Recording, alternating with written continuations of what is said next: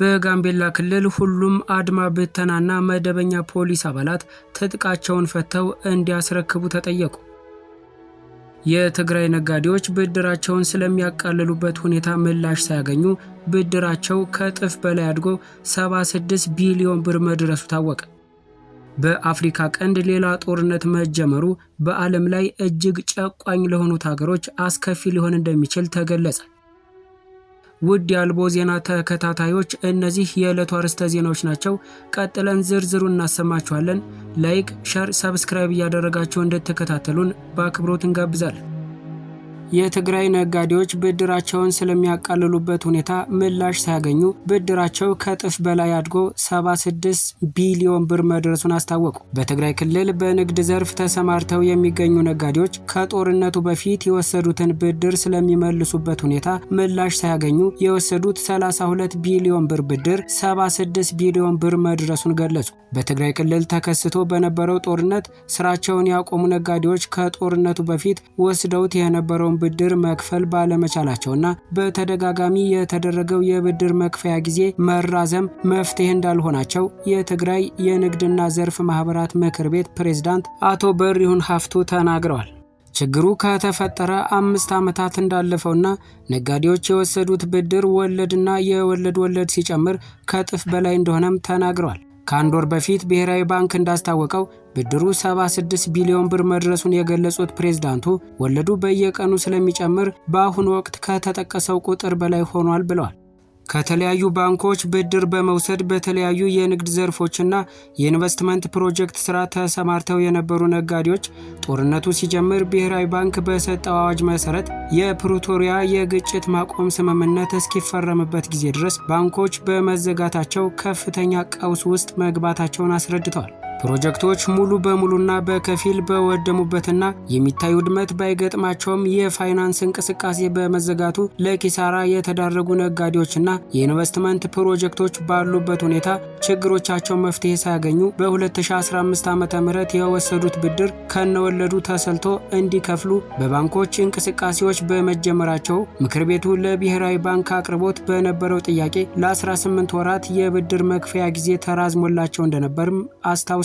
በጦርነቱ ምክንያት ጉዳት ያልደረሰበት የንግድ ዘርፍ በሌለበት ሁኔታ የብድር መክፈያ ጊዜው በመራዘሙ ብቻ ተጨማሪ የፋይናንስ አቅርቦት ሳይኖር ወለድና ቅጣት የተጣለባቸው መፍትሄ ሳያገኙና እንዲሁም የውጭ ምንዛሪ አቅርቦቱ የፈጠረውን ችግር ባገናዘበ መልኩ ሳይከናወን መፍትሄ እንደማይመጣም ገልጿል። ምንም አይነት ተጨማሪ ብድር ሳይሰጥ ለተጠራቀመው ወለድ መፍትሄ ሳይሰጥ ነጋዴዎች ባሉበት ቆመው የተሰጠው የ18 ወር ማራዘሚያ በማለቁ ታህሳስ 2017 ዓ.ም ለብሔራዊ ባንክ ድጋሚ ደብዳቤ አስገብተን መፍትሄ እንዲሰጡን ጠይቀን ለ1 ዓመት ማራዘሚያ ተፈቅዶልን ነበር ብለዋል። ሆኖም መጀመሪያ በተሰጠው ማራዘሚያ ጊዜ ብቻ መፍትሄ እንዳልተገኘ በመረዳት የተዘረዘሩ ችግሮች ይፈታሉ የሚል ተስፋ እንደነበራቸውም ገልጸው በወጪ ገቢ ንግድ ለተሰማሩ የተወሰኑ ነጋዴዎች የሥራ ማስኬጃ የሚሆን ፋይናንስ ከመለቀቁ ውጪ ለፕሮጀክት ሥራ የሚሆን ብድር ሳይለቀቅ ለሁለተኛ ጊዜ የተሰጣቸው ማራዘሚያ መጠናቀቁን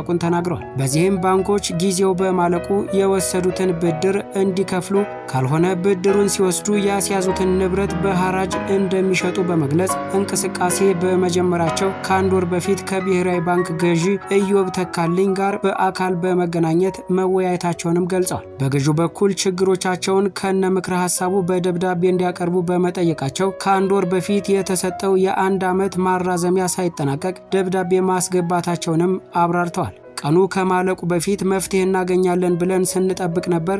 ነገር ግን እስከ ታህሳስ 17 ቀን 2018 ዓ.ም የተሰጠን ማራዘሚያ አልቆ ባንኮች እያንዳንዱ ነጋዴ እንዲከፍል የማስገደድ ሁኔታ ላይ ነው ያሉት ብለዋል።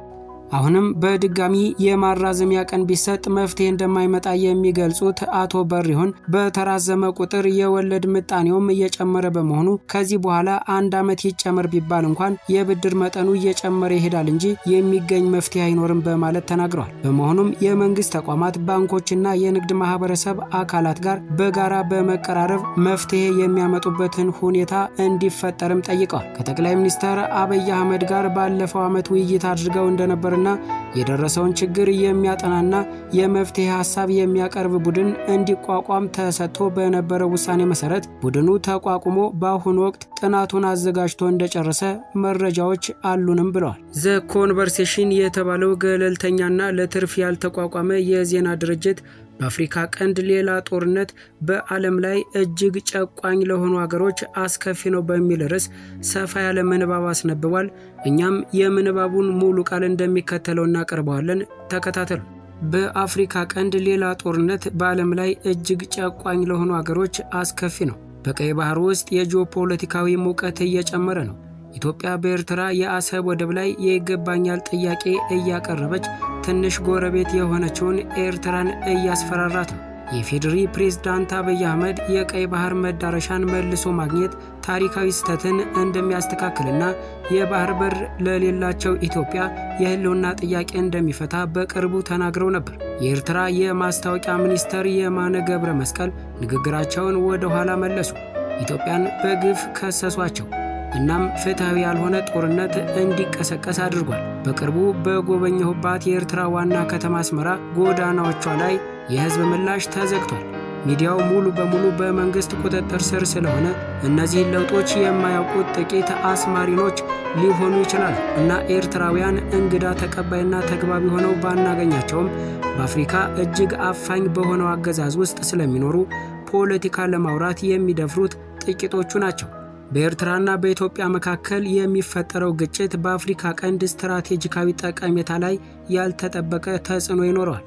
ለረጅም ጊዜ የዘለቀ ክርክር ዘሮች በተወሰነ ደረጃ ኤርትራ ከኢትዮጵያ ጋር ያላት ግንኙነት እና ወደ አሰብ የመግባት ጥያቄ በኤርትራ ያለውን አስከፊ የፖለቲካ ሁኔታ ያብራራል። እንደ አውሮፓውያን አቆጣጠር በ1998 ከኢትዮጵያ ጋር በተፈጠረ የድንበር ግጭት የኤርትራ ፕሬዝዳንት ኢሳያስ አፈወርቂ የግዴታ ወታደራዊ አገልግሎትን መልሰዋል። ይህ በሀገሪቱ ላይ ያለውን ቁጥጥር ለማጠናከር የመጀመሪያ እርምጃ ነበር። ኤርትራ አሰብን ለኢትዮጵያ ንግድ የዘጋቸው ያኔ ነበር።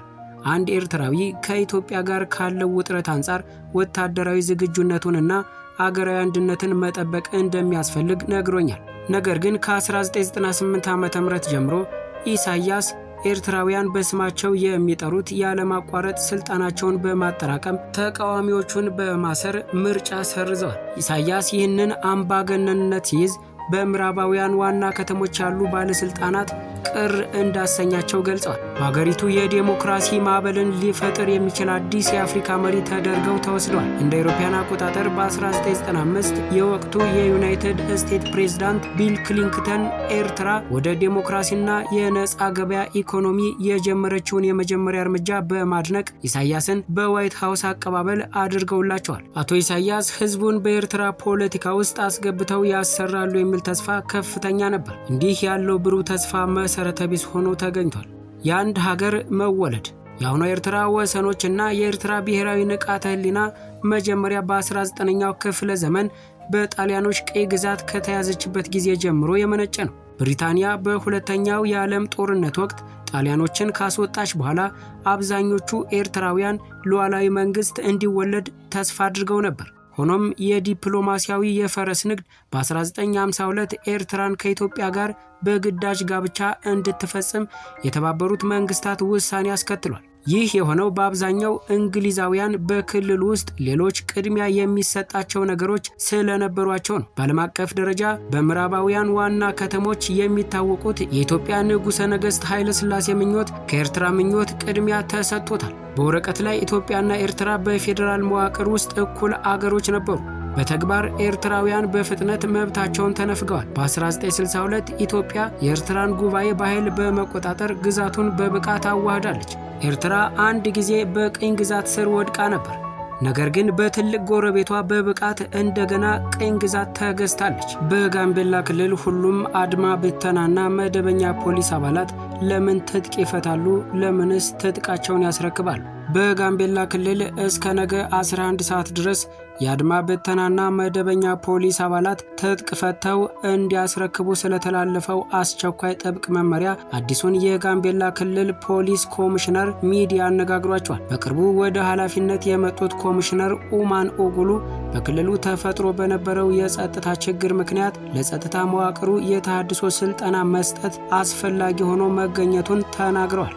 በክልሉ በ3 ዞኖች ስር በሚገኙ ሁሉም ወረዳዎችና ከተማ አስተዳደሮች እንዲሁም ኢንታንግ ልዩ ወረዳ የሚገኙ የአድማ ብተናና መደበኛ ፖሊስ አባላት ትጥቃቸውን ግምጃ ቤት በማስረከብ ወደ ተሃድሶ ስልጠና እንዲገቡ መመሪያ መተላለፉም ተገልጿል። የቆይታ ጊዜያቸውን፣ የስልጠናውን ቦታና ሁኔታ እንዲሁም ፖሊሳዊ አገልግሎት በማን ይከናወናል፣ ለምንስ ስልጠናው በዙር አልተከፋፈለም በሚል ሚዲያ ያነጋገራቸው አዲሱ ኮሚሽነር ምላሽ ከመስጠት ተቆጥበዋል። የፖሊስ አመራርና አባላትስ በጉዳዩ ዙሪያ ምን አሉ? በጋምቤላ ክልል የተለያዩ መዋቅሮች የሚገኙ የፖሊስ አባላትና አመራሮችን ሚዲያ አነጋግሯቸዋል። በክልሉ ተፈጥሮ ከነበረው የጸጥታ ችግር ጋር ተያይዞ የተሃድሶ ስልጠና መዘጋጀቱ አስፈላጊ ነው ብለን እናምናለን ያሉ ሲሆን ቅሬታ አሳድሮብናል ያሉትን ጉዳይ ተናግረዋል። ይኸውም ስልጠናው በዙር አለመደረጉ በፖሊሳዊ አገልግሎቶች ላይ ክፍተት እንደሚፈጥር፣ በሌላ መልኩ የመመሪያው አስቸኳይነት በህመምና ወሊድ ምክንያት እረፍት ላይ ያሉ ጭምር እንዲገቡ አስገዳጅ መመሪያ መሰጠቱ ቅሬታ ፈጠረብን ብለዋል።